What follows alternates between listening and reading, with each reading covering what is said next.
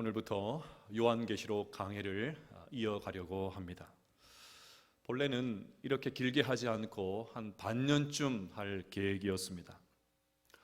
하지만 내용의 심오함 때문에 도저히 그렇게 할 수가 없어서 거의 1년 가까이 설교를 하고 있습니다. 그래도 평소 요한계시록이 무척 궁금했는데 들을만 하시지요? 이 반응은 뭐지요? 다시 묻겠습니다. 들을만 하시지요? 네. 오늘 본문에서 가장 중요한 단어는 할렐루야입니다. 1절, 3절, 4절, 6절까지 해서 총 4번이 나옵니다.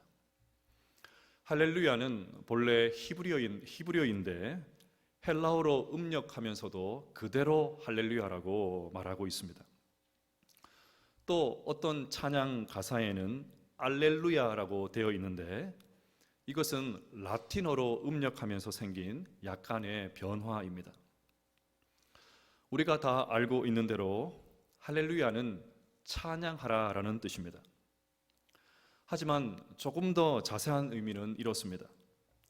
할렐루야에서 할렐은 찬양하라이고 루 혹은 유는 너희는 너희의란 뜻이고 야는 하나님이십니다.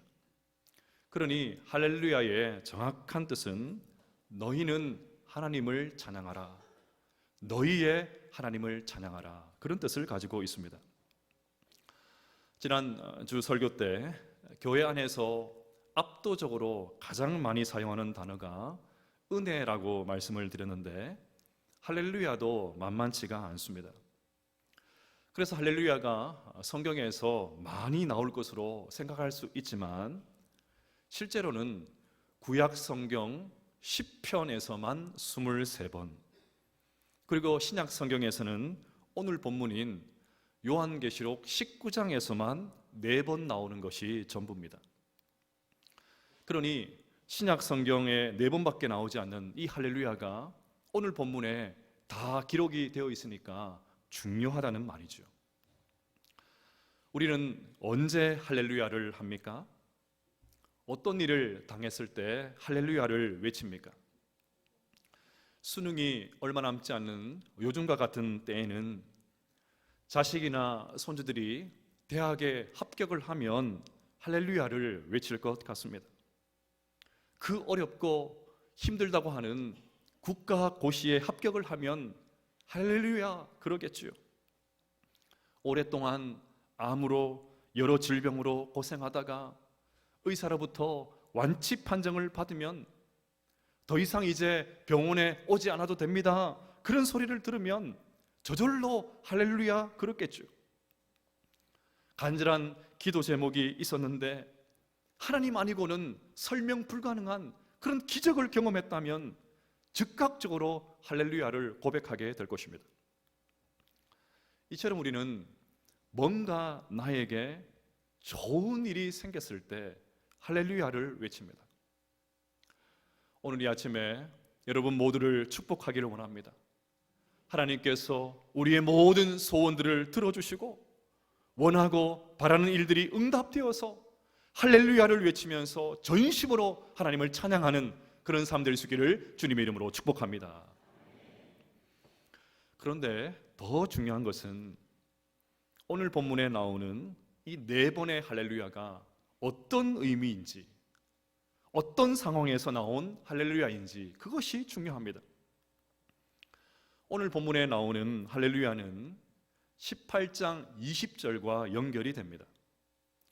하늘과 성도들과 사도들과 선지자들아 그로 말미암아 즐거워하라, 하나님이 너희를 위하여 그에게 심판을 행하셨음이라 하더라. 주님은 성도들에게 즐거워하라고 하십니다. 왜요? 바벨론으로 상징되는 세상 나라가 흔적도 없이 사라졌기 때문입니다. 온갖 방법으로 성도들을 괴롭혔던 로마가 철저하게 무너졌기 때문입니다. 그러자 부패한 권력과 결탁해서 엄청난 권력과 부를 누렸던 세상의 왕들이 가슴을 치면서 장송곡을 불렀습니다. 제국의 사치 아래서 엄청난 폭리를 누렸던 상인들도 울면서 장송곡을 불렀습니다. 이들만이 아니지요. 배로 열심히 물건을 실어 나르면서 짭짤한 수익을 올렸던 수많은 뱃사람들도 애통하면서 장송곡을 불렀습니다. 그런데 오늘 본문에는 마치 로마가 망해서 왕, 상인, 뱃사람들 이 세 그룹이 부른 장송곡의 맞추기라도 한 듯이 세 그룹의 찬송 소리가 들려오고 있습니다. 그러니 맞추기라도 한 것이 아니라 그냥 맞춘 것입니다. 하나님께서 의도적으로 그렇게 기록을 하신 것입니다. 이처럼 주님은 망하는 사람들의 입에서 나오는 그 탄식과 구원받은 성도들의 입에서 나오는 찬송을 극명하게 대조하고 계십니다. 자, 그러면 우리는 무엇 때문에 할렐루야를 외쳐야 할까요? 첫째로 구원의 은혜 때문에 할렐루야를 외쳐야 합니다. 우리 1절 말씀을 같이 한번 읽어볼까요? 시작. 이 일 후에 내가 들으니 하늘에 허다한 무리에 큰 음성 같은 것이 있어 이르되 할렐루야, 구원과 영광과 능력이 우리 하나님께 있도다. 아멘. 지금 찬양하고 있는 허다한 무리는 이미 천국에 입성한 성도들입니다. 그 성도들이 할렐루야를 외치면서 찬양을 하고 있습니다. 왜요? 구원과 영광과 능력이 하나님께 있도다.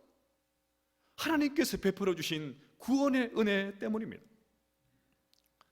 근데 여기서 한 가지 생각할 것이 있는데, 구원은 과거, 현재, 미래 세 가지 측면이 있습니다. 우리는 하나님의 은혜로 예수님을 믿어서 하나님의 자녀가 되었습니다. 과거에 우리의 모든 죄가 해결되었습니다. 그러니 이것은 과거적 구원이라고 부를 수가 있습니다. 그러나 죄 용서받고 구원을 받았지만 우리는 여전히 죄와 더불어서 싸우고 있습니다. 그 과정에서 쓰러지고 일어서기를 반복하면서 조금씩 예수님을 닮아가는 성화의 과정을 밟고 있습니다. 그래서 이것은 현재적 구원입니다. 그러면 우리는 언제 이 지긋지긋한 죄에서 완전히 벗어날 수 있을까요? 주님이 다시 오실 때입니다. 우리 주님께서 재림하실 때 우리는 비로소 모든 죄의 영향력에서 벗어나 영원한 존재로 변화되게 될 것입니다. 이것은 장차 이루어질 미래적 구원입니다. 그래서 로마서 13장 11절은 이렇게 기록을 합니다. 또한 너희가 이 시기를 알거니와 자다가 깰 때가 벌써 되었으니 이는 이제 우리의 구원이 처음 믿을 때보다 가까웠습니다. 구원이 처음 믿을 때보다 가까이 왔다고 합니다. 무슨 뜻입니까? 과거로부터 시작된 이 구원이 현재를 지나서 미래에 완성될 시간이 가까이 왔다는 말입니다. 그러니 지금 천국에 있는 성도들은 드디어 구원이 완성되는 모습을 보면서, 미래적인 구원이 온전하게 성취되는 그 모습을 보면서 할렐루야를 외치면서 뜨거운 감격의 찬양을 올리고 있었던 것입니다. 여러분, 1세기 성도들이 이 모습을 보면서 얼마나 감격했을까요? 우리는 이미 11장 15절 말씀, 세상 나라가 우리 주와 그의 그리스도의 나라가 되어 그가 세세토록 왕노릇 하시리로다, 이 구절로 핸델이 메시아의 할렐루야 코러스를 만들었다는 사실을 살펴보았습니다. 주님은 고난의 한복판을 지나고 있는 성도들이 쓰러질 때마다, 믿음을 포기하고 싶을 때마다, 모든 것을 내려놓고 싶을 때마다 하늘에 있는 성도들과 모든 천사들이 찬양하는 그 장엄한 광경들을 보여주셨습니다. 이것이 끝이 아니라는 것이죠. 영원한 하늘나라가 기다리고 있다, 힘을 내라, 힘을 내라, 끊임없이 보여주셨습니다. 이것만 봐도 가슴이 터질 것 같은데 이제 드디어 끝이 왔습니다. 그렇게 괴롭혔던 로마가 망했습니다. 더 이상 신앙을 지키기 위해서 노심초사할 필요가 없습니다. 구원이 완벽하게 완성되었습니다. 그러니 천국에 입성하는 성도들이 할렐루야, 구원과 영광과 능력이 하나님께 있도다, 이 찬양한 소리를 들으면서 1세기 성도들 또한 가슴 벅찬 감격으로 할렐루야를 외치면서 찬송을 불렀을 것입니다. 사랑하는 여러분, 완성될 구원의 날이 오고 있습니다.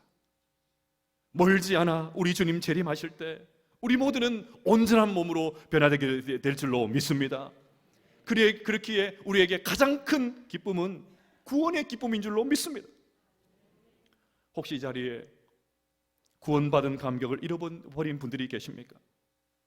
기쁨을 잃어버리고 의무감으로 이 자리를 지키고 계신 분들이 계십니까? 우리 구원이 완성될 그날을 바라보시기를 바랍니다. 구원의 은혜를 붙으시기를 바랍니다.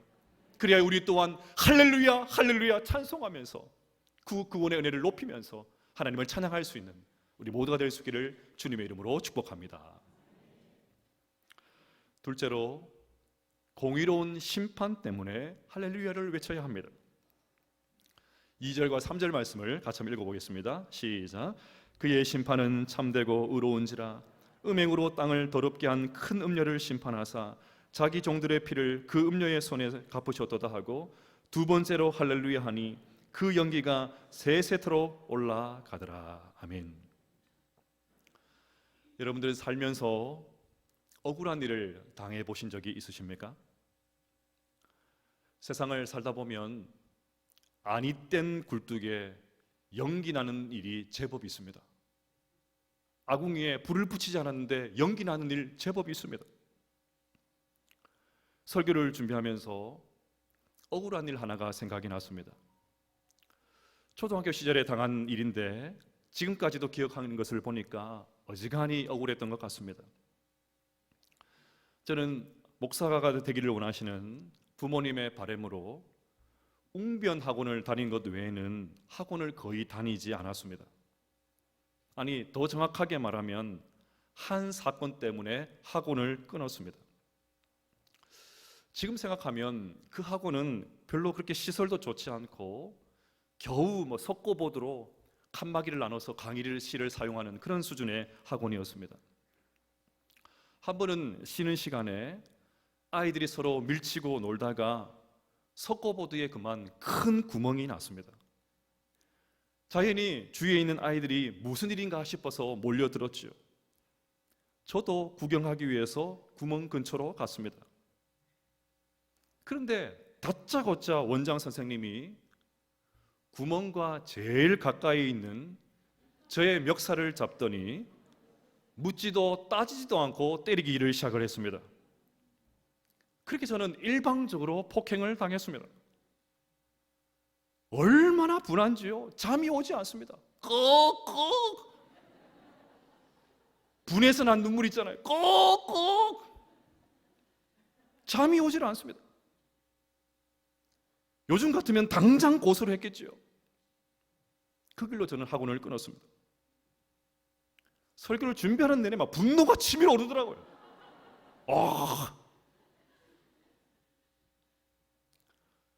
이처럼 세상에는 내가 하지 않은 일로 인해서, 내가 하지도 않은 말로 인해서, 때로는 힘이 없다는 이유로 억울한 일을 당할 때가 있습니다. 사실 이 땅에 사법부가 있어서 재판관을 세운 이유도 억울한 일을 생기지 않기 위해서죠. 그래서 재판부가 사실에 입각을 해서 법률을 따라 공정하게 재판하려고 애를 씁니다. 하지만 아무리 재판관들이 판사가 바르게 판결을 해도 오심은 있습니다. 때로는 자신의 성향에 따라서 외부의 압력에 의해서 구분 판결을 내리는 경우 솔직하게 있지 않습니까? 그러니 이 세상에서 완전한 정의를 기대할 수는 없습니다. 하지만 여러분, 하나님의 판결은 다릅니다. 마지막 날이 되면 하나님께서 한 치의 오차도 없이 그 누구도 억울한 피눈물을 흘리지 않도록 완벽한 심판을 하실 것입니다. 그래서 하나님께서 매우 공정하게 로마를 철저하게 응징하시는 그 모습을 보면서 하늘에 있는 허다한 무리들이 또다시 할렐루야를 외치면서 찬양을 하고 있었던 것입니다. 사랑하는 여러분, 억울한 일을 당하셨습니까? 그 일만 생각하면 부하가 치밀어서 잠을 설치고 계십니까? 하나님께서 우리의 모든 억울한 그 억울함을 풀어주실 날이 오고 있습니다. 그러니 하나님께서 행하실 그 공의로운 심판을 바라보면서 할렐루야 할렐루야 찬양하며 걸어갈 수 있는 우리 모두가 될 수 있기를 주님의 이름으로 축복합니다. 셋째로, 약속의 성취 때문에 할렐루야를 외쳐야 됩니다. 우리 4절 말씀을 같이 한번 읽어보십시다. 시작. 또 24장로와 네 생물이 엎드려 보좌에 앉으신 하나님께 경배하여 이르되 아멘 할렐루야 하니. 아멘. 여기에 또 우리가 잘 알고 있는 또 하나의 표현 아멘이 나옵니다. 아멘은 할렐루야와 마찬가지로 전 세계 그리스도인들의 공통어입니다. 아멘 하면 다 알아듣습니다. 보통 우리는 어떤 분이 기도를 다 마치면 기도가 끝날 때 아멘 하지요. 그래서 이분이 한 기도가 그대로 될 줄로 믿습니다. 저도 그대로 되기를 바랍니다. 저도 같은 마음입니다. 그런 의미로 아멘으로 화답을 합니다. 그런데 오늘 4절에서는 아멘과 할렐루야가 같이 나와서 아멘 할렐루야라고 합니다. 무슨 말입니까? 24장로들과 네 생물들은 앞에서 허다한 무리들이 구원의 은혜 때문에 공의로운 심판 때문에 할렐루야를 외치는 것을 봤습니다. 그 광경을 보고는 아멘 맞습니다. 우리의 구원의 날이 완벽한 구원의 날이 올 것을 믿습니다. 더 이상 억울한 눈물을 흘리지 않고 무지한 사람들의 피를 흘리지 않는 하나님의 정의가 빛나는 그런 순간이 오게 될 줄로 믿습니다. 아멘 할렐루야. 그렇게 24장로들과 네 생물들은 하나님의 약속의 성취를 확신하면서 할렐루야를 외쳤던 것입니다. 저는 24장로와 이 네 생물들이 그야말로 가슴 벅찬 마음으로 그 가슴을 주체할 수 없어서 이 말을 했다고 생각을 합니다. 사람들이 너무 황홀한 순간을 만나면 와 이 한마디 외에는 아무 말을 할 수가 없지요. 얼마 전에 주중 성경 공부팀과 함께 드디어 제가 간헐제를 다녀왔습니다. 2년 만에 드디어 제가 간헐제를 갔어요. 정상에 선 순간 저희 입에서는 연신 와 이 말밖에 나오지 않았습니다. 같이 한번 해볼까요? 와! 순종이 제사보다 낫습니다. 다시요. 와! 감사합니다. 그런 여러분, 마지막 날에 행하실 하나님의 일들을 보면서 이들은 아멘 할렐루야 이 두 마디밖에는 하늘 수 있는 말이 없었던 거예요. 너무 장엄한 그 광경을 보면서 아무 말도 하지 못하고 아멘 할렐루야 그 말밖에 하지 못했던 것입니다. 우리가 신앙생활을 하면서 얼마나 많은 아멘을 했습니까? 그런데 개인도 그렇고 사회도 그렇고 아직도 이루어지지 않은 일들이 너무나도 많습니다. 하지만 우리 주님께서 재림하셔서 우리의 구원이 완성되고 세상을 향한 하나님의 공의로운 심판이 이루어질 때 우리의 기도 제목도 완벽하게 이루어지게 될 줄로 믿습니다. 그날을 바라보며 우리 또한 아멘 할렐루야를 외치면서 하나님을 찬양할 수 있는 우리 모두가 될 수 있기를 주님의 이름으로 축복합니다. 마지막 넷째로 완벽한 통치 때문에 할렐루야를 외쳐야 됩니다. 6절 말씀을 같이 한번 읽어보십시다. 시작. 내가 들으니 또 내가 들으니 허다한 무리의 음성과도 같고 많은 물소리와도 같고 큰 우레소리와 같은 소리로 이르되 할렐루야 주 우리 하나님 곧 전능하신 이가 통치하시도다. 아멘. 이제 앞에 세 번의 찬양과는 비교가 되지 않는 아주 큰 소리의 할렐루야가 나오고 있습니다. 그래서 오늘 본문은 그것을 많은 물소리와 큰 우레소리와 같다라고 기록을 합니다. 이유가 무엇입니까? 하나님 곧 전능하신 이가 통치하시도다. 드디어 하나님의 완벽한 통치가 이루어지고 있기 때문입니다. 우리는 새벽 기도를 할 때마다 주기도문으로 새벽 기도를 시작하면서 이렇게 기도를 하죠. 나라가 임하시오며, 하나님의 나라가 임하시오며. 드디어 하나님의 나라가 이 땅 가운데 오게 해달라는 그 기도가 응답받는 그 장면을 우리가 보고 있습니다. 여러분, 제가 여러 번 여러분에게 말씀을 드렸던 기억이 납니다. 여기서 나라는 하나님의 통치와 다스림을 의미합니다. 그래서 내가 하나님의 다스림을 받고 있으면 하나님의 나라가 이미 임한 것입니다. 성령 하나님의 인도하심 앞에 순복하며 살면 하나님의 나라가 이미 임한 것입니다. 하지만 죄 많은 우리는 하나님의 통치를 거부합니다. 하나님의 통치를 받으면 세상 재미없는 것으로 여깁니다. 이것도 하지 못하고 저것도 하지 못하고 하나님께서 간섭하시고 참견하시는 것으로 그렇게 생각을 합니다. 여러분, 이런 생각을 빨리 뜯어 고쳐야 됩니다. 여러분, 천국에 가면 하나님과 평생 살게 될 텐데 이 세상에서 하나님의 뜻대로 사는 것을 지겨워하고 힘들어하며 한다면 천국에서 어떻게 살 수 있겠습니까? 빨리 뜯어 고쳐야 돼요. 사람들은 저마다 뭔가에 꽂히면 그것을 자랑한다고 여념이 없습니다. 지난주에 울주 트레일 라인 피크를 한다고 해서 도대체 이게 뭔가, 트레일 라인 피크, 이 도대체 뭔가, 무슨 행사인가 싶어서 웰컴 복합센터에 제가 한번 가봤습니다. 행사 내용을 보고 깜짝 놀랐습니다. 그 센터에서 출발을 해서 영남 알프스에 구계봉이 있다면서요. 1000m 넘는 구계봉이 있다고 하더라고요. 그 9개 봉을 36시간 만에 걷고 뛰고 완주해서 들어오는 대회였습니다. 대단하지 않습니까? 잠도 안 자고 중간중간 가다가 간식 먹고 또 뛰고 또 달리고 36시간 만에 9개 봉을 다 도는 것이 그 대회였어요.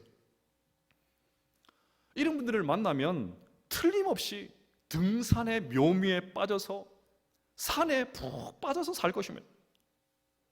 골프의 묘미에 빠져서 골프에 빠진 사람들, 낚시의 묘미에 빠져서 낚시에 빠진 사람들, 그러면 틈만 나면 그 재미를 찾아서 돌아다닐 것입니다. 다 좋습니다. 다 좋아요. 하지 말라는 말 아닙니다. 하지만 여러분, 우리가 정말 빠져야 될 것은 하나님의 뜻대로 사는 묘미, 하나님의 통치대에 순종하며 사는 묘미, 하나님 말씀에 순종해서 사는 묘미. 여러분, 그 묘미를 아십니까? 그 묘미를 아셔야 됩니다. 이 땅에서 주님의 통치 따라 살면서 말씀에 순종해서 살았더니 너무너무 재밌네. 하나님 말씀 순종해서 살았더니 너무너무 기쁘네. 다른 어떤 것들보다, 세상 재미보다 하나님 말씀 붙들고 사는 묘미, 거기에 푹 빠져서 만나는 사람들마다 어디 저 산이 좋다다 그거 말고요, 이 말씀대로 살았더니 이런 묘미가 있더라, 이런 말씀대로 살았더니 이런 은혜가 있더라, 이 말씀 붙들고 살았더니 이런 재미가 있더라, 이 고백해야 되지 않겠습니까? 이 고백이 있어야 되죠. 우리 안에 이 고백이 있어야 됩니다. 그래서 오늘 말씀은 어린 양의 혼인잔치가 기다리고 있다고 말을 합니다. 여러분, 7절에서 9절까지 말씀을 같이 한번 읽어보실까요? 시작. 우리가 즐거워하고 크게 기뻐하며 그에게 영광을 돌리세. 어린 양의 혼인 기약이 이르렀고 그의 아내가 자신을 준비하였으므로 그에게 빛나고 깨끗한 세마포 옷을 입도록 허락하셨으니 이 세마포 옷은 성도들의 옳은 행실이로다 하더라. 천사가 내게 말하기를 기록하라. 어린 양의 혼인잔치에 청함을 받은 자들은 복이 있도다 하고 또 내게 말하되 이것은 하나님의 참되신 말씀이라 하기로. 아멘. 이제 마지막 때가 되면 신랑 되신 주님과 우리가 결혼을 하게 됩니다. 혼인잔치가 벌어지게 됩니다. 그러면 하나님과의 완벽한 그런 통치가 우리 가운데 이루어지게 되겠죠. 이 사실이 너무 기쁜 나머지 하늘에 있는 성도들이 크게 즐거워하고 기뻐했다고 기록을 하고 있습니다. 그런데 여러분, 여기서 하나 이상한 것이 하나가 있습니다. 아직 혼인을 치르기 전입니다. 결혼 전이에요. 그러면 신부라고 해야 되는 것이 맞지 않습니까? 결혼을 다 마치고 성혼 선포가 끝나면 비로소 아내가 되지 않습니까? 그런데 7절을 보면 결혼도 치르기 전에 아내라고 합니다. 결혼도 하기 전인데 이미 아내라고 부르십니다. 여러분, 이것을 이해하려면 당시의 결혼 문화를 조금 이해하셔야 됩니다. 당시 유대인들은 결혼을 위해서 3가지 단계를 거쳐야 됐습니다. 먼저는 정혼식입니다. 약혼으로 이해하면 이해가 쉽습니다. 우리나라는 약혼도 별로 많이 하지도 않고 약혼을 해도 법적인 구속력이 없지요. 하지만 당시에는 약혼만 하면 법적으로 부부가 되었습니다. 그래서 결혼식을 올릴 때까지 신랑 신부가 서로를 향한 신의를 철저하게 지켜야 됐습니다. 그 다음은 지창금입니다.